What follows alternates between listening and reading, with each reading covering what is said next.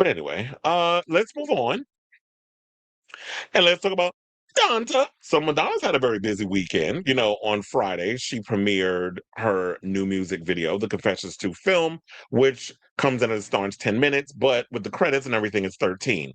So the thing happened, heard all the reviews. A lot of people was enjoying what they saw that were there. A lot of the press was there. A lot of the regular Madonna regulars, a lot of the Madonna regulars who, if you follow them on social media, were giving their commentary. Shout out to Michael Karpinski, who we know is a big fan. He writes for Boy Culture, friend of mine. Also, Stefan from the MLVC podcast was there. He talked a little bit about it. I don't think he did I'm not sure, I don't think he did a video of that. I know he did a thing yesterday on his show. I can't remember what it was. But it wasn't about the confessions to that. I think maybe he was waiting until today, until everybody got to see that didn't get to go, the regular panel people that he has, to watch the video so they all can come in and give their own ideas. But I did finally get to see it. She premiered the video today after showing it Friday, had Anderson Cooper as the moderator. And I will say this, I love the fact that Madonna had switched out. Well, they said scheduling conflicts. That was why Jimmy Fallon wasn't there. But if you take into consideration the fans, they seem to like the fact that Jimmy Fallon wasn't there, that they had Anderson Cooper coming in instead. Now, here's the thing. One of the things Anderson got going for him is this. A, he's a homosexual. B, he's also a journalist. So if you're going to come in and you bring somebody in, he's like, I'm a journalist first. I'm a fan. But I'm going to come in and I'm going to do my moderator thing. I'm going to do the journalism thing. And I'm going to ask you the questions. We're going to banter. We're going to do that whole vibe. And I think that Anderson was the perfect choice. If you would have got uh, Jimmy Fallon to come up in there, we already know what Jimmy was going to give because we've seen how he acts every time Madonna comes on his show. He would have been, in the words of Darla, for one of my favorite Little Rascal movies, a baby rump kisser. That's what he would have given with the whole interview. And I think more of the fandom would have been annoyed with him than really into the whole thing. I do wish, and this is the thing, I'm glad that she yondered the phones because she did have a segment in the video where she basically said that phones are ruining the concert experience. Um, yeah, so she did say that the phones are ruining the experience. Put your fucking phones down and connect. She wants everybody to do that. I don't know if she's going to pull a Phoebe Bridgers because Phoebe Bridgers had a private event for charity at the Garden the other day, and that's why people were online. I'm like, and she charging $1. Blah, blah, blah, blah. I'm like, it's for charity. So y'all sound stupid. Do your research before y'all start going on social media spreading bullshit and lies. And now because of that, Phoebe Bridgers is actually doing a no phones tour. So if y'all bring phones, it's getting yondered. And I think that if Madonna is feeling that about this upcoming tour, which she did tease a little bit, saying like she doesn't know if she wants to do the docu series or the series, whatever it is that she's supposed to be doing for Netflix, because after the movie thing didn't happen, they got the Netflix thing happening. So she don't know if she want to do the tour.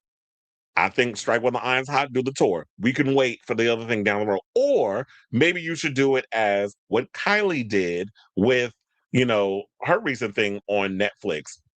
A retrospective of your career, which you did with Celebration, but also a retrospective of like your whole career in 3, maybe 4 parts, and have people interview that have been around you and helped you and worked on your career and worked with you behind the scenes and your work ethic and all that stuff, from like how you started in the 80s to today.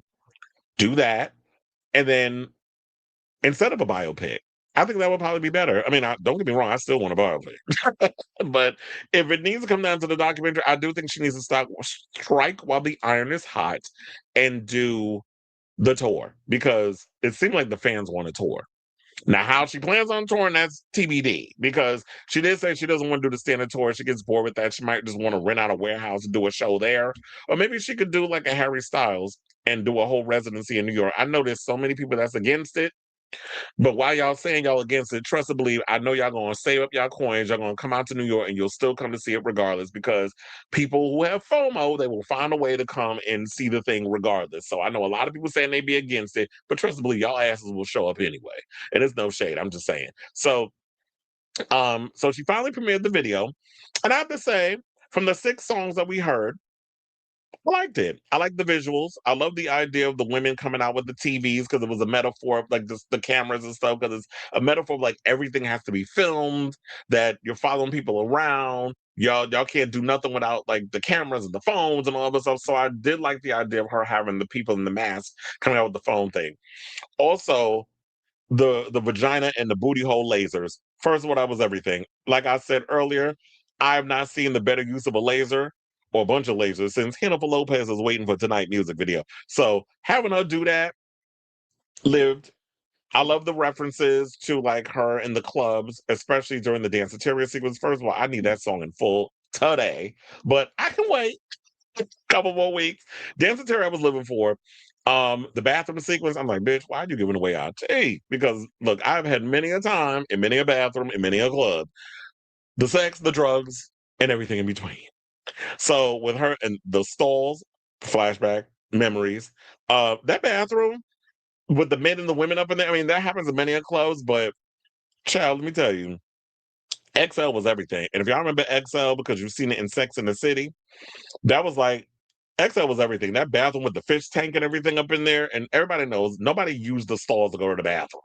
The stalls was used for other stuff. It was for fucking, or if it was for a little of that, shout out to Kate Moss where they talked about the drugs and then they flashed to her because we know she love a little booger sugar. I mean, I don't know about she do it today, but she did back in the day. So um she did. Oh, and shout out to Torso. I think Torso did a great job filming the video. The cinematography was fabulous.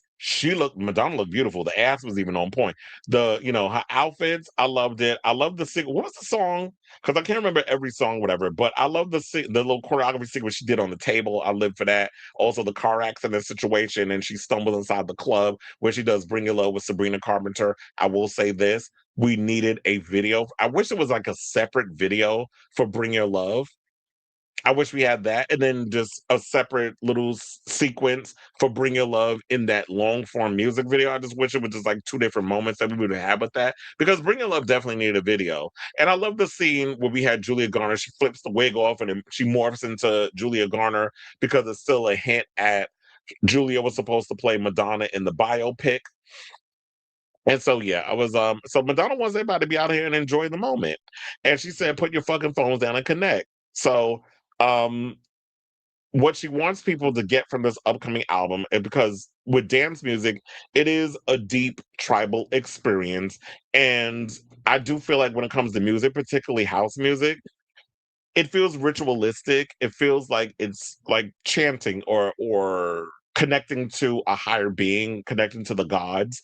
And I do feel like that's what music does. It's tribal, it's animalistic, like being on the dance floor and working up a sweat and connecting with so many different people and the energy and the transferring of energy. And I think that's what she's trying to give us when it comes to this album. So I'm excited for this upcoming album. But nevertheless, besides all that, let's get into some of the rest of this situation. Oh yeah, and then this is my favorite part too, where she was doing like the backflips and stuff midair, and she said, "I did my own stunts," so that wasn't a stunt double.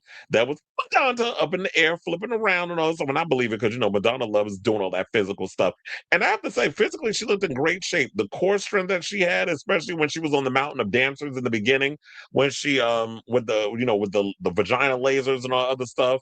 I was loving to see how, like, yeah, Miss Mama's been working on her core.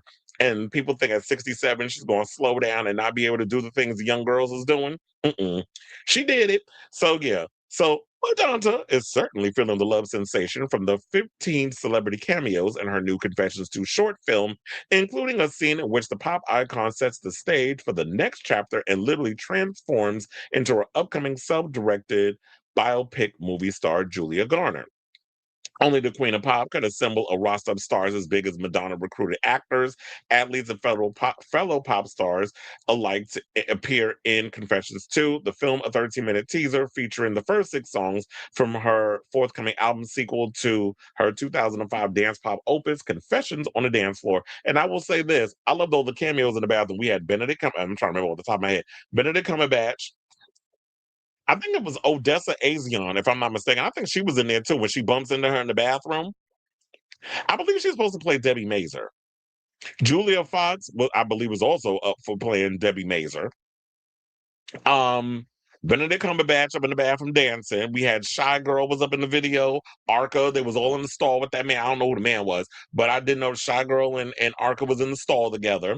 Then we had Honey Dijon. Shout out to her. She was in the she was doing the choreography and dancing up in the bathroom as well. Kate Moss. A lot of great cameos in that bathroom sequence.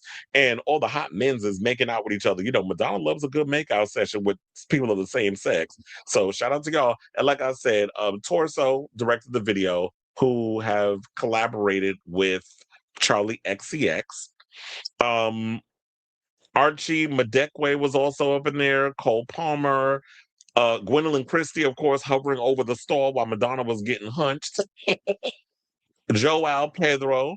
Oh yeah, so it was Odessa Azion. She was in the video when she bumped her because I was looking at her like it's Richard E. Grant, Madonna's daughter Lola Leone, where she was, she had a little moment when she had the mask on, because I was looking at the lips and the teeth. I was like, it's Gaga, because she was giving that in the lower mouth part. But no, it was Lourdes Maria Ciccone Leone. And I love the whole rave vibe, the 80s vibe. It was just it just felt very nostalgic. And it took me back to the times when I was up in there sweating out my perm up in the clubs. And so, this video, they said it marks the latest in a growing line of collaborators between Garner and Madonna, with the latter bringing an Emmy winner on stage with her during her celebration tour. And they'll also appear together, let's not forget, in Seth Rogen's second season of The Studio, which they filmed in Venice, and the same, city where Madonna shot her Like a Virgin music video. And I definitely love the scene, where they had Kate Moss and her hair was blown and stuff with the hand blower in the bathroom. That was a throwback to when Madonna did that in her video back in the day. And And then they were also talking about that the film might also be a clue about who also star in the biopic. Because remember, we said Julia Fox met with Madonna to play Debbie Mazur, and we see Azion hanging out in the nightclub bathroom among you know, some quick changes and all the other stuff.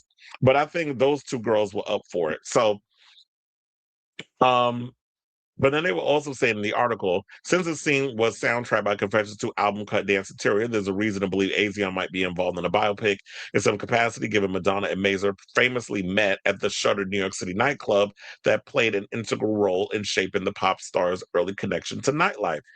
Madonna has been working to bring her life story to audiences as a feature length film for several years, with Universal Pictures and Amy Pascal announcing years ago that they would produce the project alongside Madonna. And remember, Diablo Cody worked on a draft of the script. I guess it didn't work out. And then Erin Cressida stepped in after Cody's departure. So um, we hope that the documentary, or not documentary, the film works out. I definitely want the film to work out, but I do feel, and I'm gonna keep it up on saying it, I think the film needs to happen, but I think it's time Madonna she comes on as a producer. She can come on as like a consultant. She can work on, tightening up the script and then have somebody gloss over it and tighten it up a little bit. But she can also work on the script, co-write it. But as far as like trying to direct, no. I think she needs to let someone who is like, maybe it's the same people that worked on Bohemian Rhapsody and Michael work on it. And I know what you're saying. First of all, if they work on it, we don't want a watered down version of her. I don't think she will let that happen, because if she's heavily involved, she'll make sure we get the warts and all. But if you want that glossy sheet, like if you want the whole overall look that those two movies gave us, I think that's the team that she should go with. But she should have a hand in like how everything is written and how it comes across. Now, Madonna has said in various sensitive social media posts since Cody left, will follow her struggle as an artist trying to survive in a man's world as a woman, and really just the journey, which she says was a happy, sad, mad, crazy, good, bad, and ugly story of the making of a legend. Now, in 2020, Madonna and Cody spoke online about fictionalizing Madonna's rise through the entertainment industry in New York through writing Like a Prayer, filming Evita, and her connection with Jose Gutierrez Extravaganza and Louis Extravaganza of the Harlem ballroom scene, which played an instrumental part in the success of her 1990 signature hit Vogue. And don't even get me started, because I had to get in an argument with some people online who y'all say, y'all always love making it seem like Madonna be colonized in ballroom, which I'm tired of people saying that.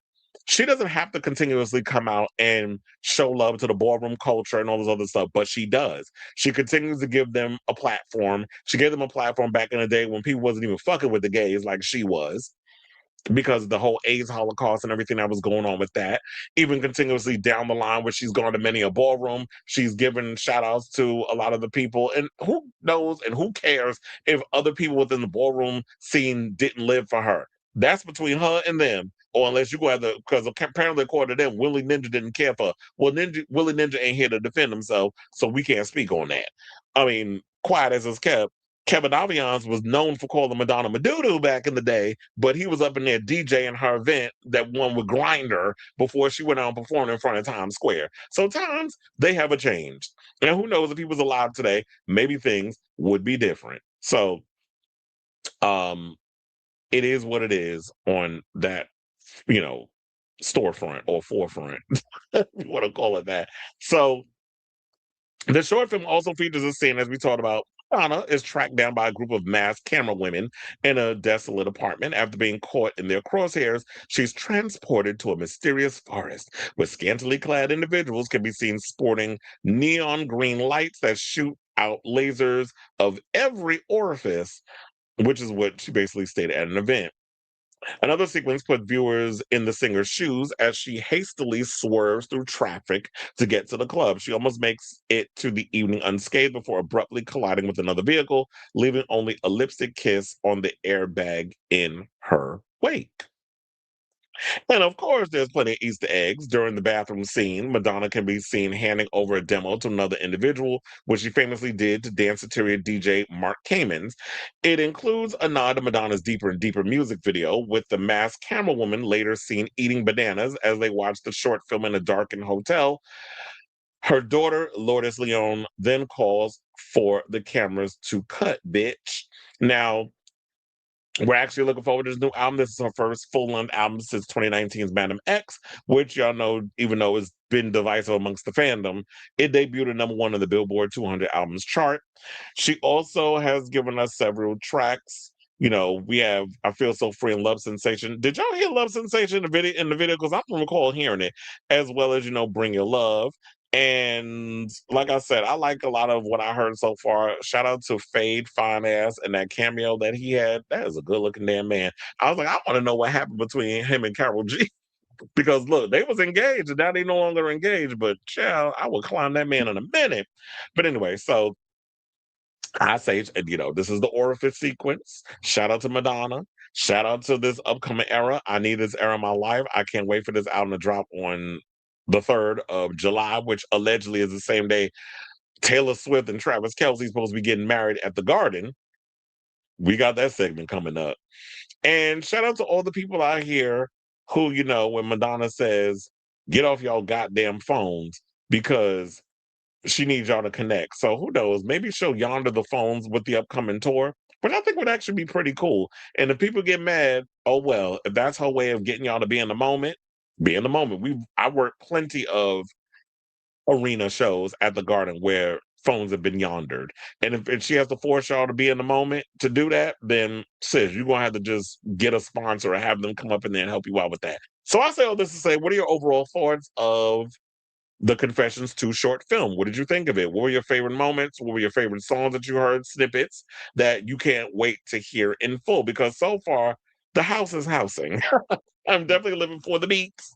I'm definitely living for the spoken word vibe that she's given to that, because the people, I don't like all the spoken word. So I'm like, well, first of all, if you were a Madonna fan, she's always given a spoken word. If you ever even put on erotica, a lot of spoken word on that album.